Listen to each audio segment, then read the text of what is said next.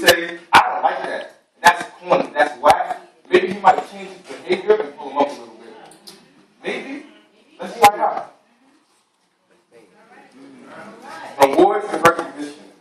We have to realize by the time a student gets out of junior high school, the amount of recognition and awards that they receive on a consistent basis decreases.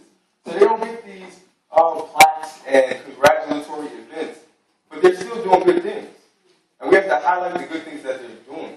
You know, I'm not one of the people who say, I'm glad they came, as long as they came. No, that's not what's supposed to be the norm. They're supposed to come. That's that. I shouldn't be thankful that 5 came, but if I demand and make a benchmark for you, so this is the benchmark, right, Cliff? You're going to come to rehearsal this time, wearing this, do these songs, and we're going to dismiss, and we're going to get out of here. That's the plan. And we're all going to abide by the plan, because I'm demanding that of you. I'm not yelling at you. I'm not putting you down, but I just want you to be the best way you can possibly be. Amen. Make sense? I know better, so I'm going to teach better. Amen. When I train you, right, Ari? When I train you to do the right thing, then you'll be able to train someone to do the right thing also. Amen. This is all about a lineage. So someone instills something in me. I think of my pastor, and I just think about the man that I used to look up sitting on the side. I'm just like, I hang with that guy. His voice, you know, we greet you in the name of the Lord Jesus Christ. You know what I mean? Like, the strength, and I just respected that so much so, and I had something to take from that individual to instill and put on me to propel me to that place I want to ultimately go. Make sense? Yeah. Right. Care. Our children, I'm sorry. Our children should be investments. When we think of equity and ownership and assets, we should look at them as the same. The way we value the clothes that we wear, the cars that we drive, the houses that we pay bills and mortgages, and the rent that we pay for apartments, and all of the things that we adorn ourselves with, those are investments and assets. But these young people are investments and assets as well. And in order to get the most productive people, the most beneficial, to reap the benefits of everything that we put in, we must mold, groom, nurture, instill, and cultivate the character and personalities to ensure productive members of the church, but also to instill in them to become productive members of society at large. Because when we leave the church, young people, we still go outside. We need to take our church teachings and teach our friends and do the things that we talk about and sing about here. So you can't be singing all these songs and singing to the glory of God, and then as soon as you leave here, wilding out. You can't. I'm almost coming to a close, but when I was in high school and I ran track, I had to take the train from Nostrand, A-train from Nostrand to 168th Street in Manhattan, in the city. Every day. But I knew because this was the A and the C line, and my church was all the A and the C line, I wasn't wilding out. Because someone might go back and tell my pastor, my mom, my first lady, one of the DJs, or one of the people who just slip $1 in my pocket every Sunday. Like, someone will find out. And you have to have some form of fear of something. Like, you have to fear, like, oh my goodness, if I don't do that, something's going to happen.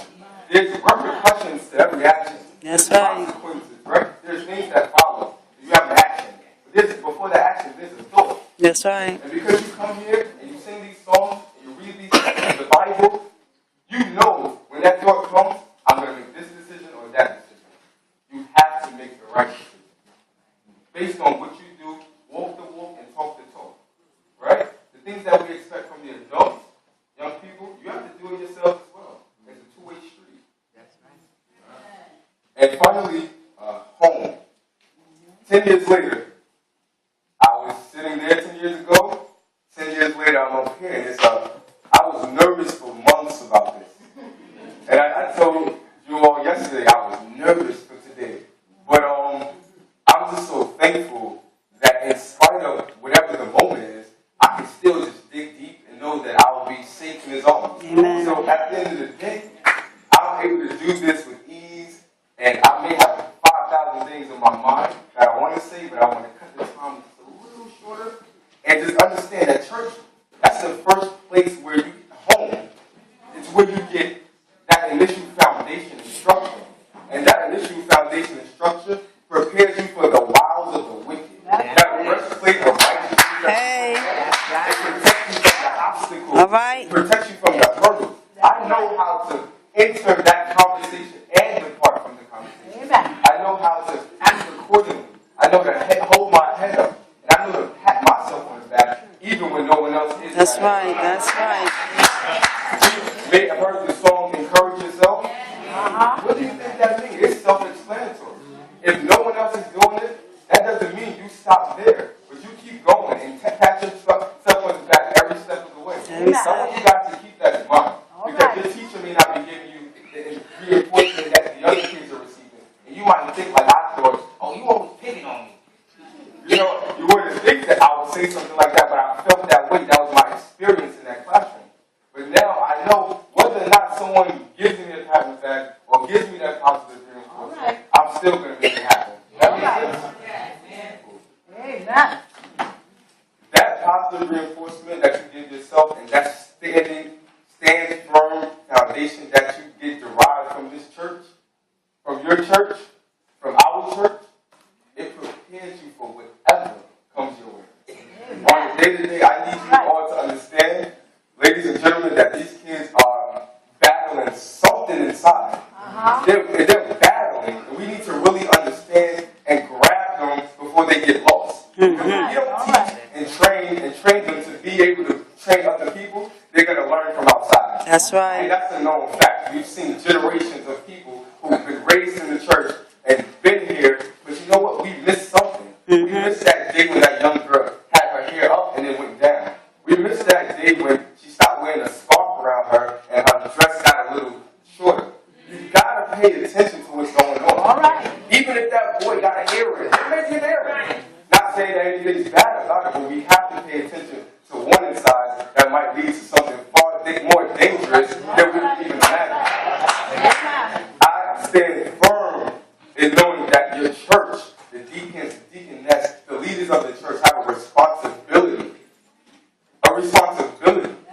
to make sure that we train these children in the way that they should go, and when they get old, they won't do what? They will not. And if we constantly say that and reiterate it to ourselves, to each other, and to our children, they'll stick around. And they'll come back 10 years later, and hopefully they'll be jaded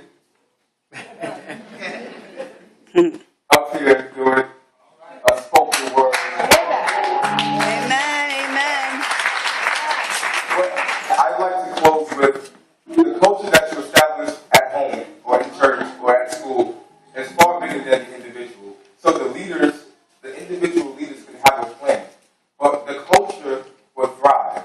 That's all you need. Once the culture is there, the people will abide by the culture, the rules and the regulations will withstand, and we'll do what we have to do.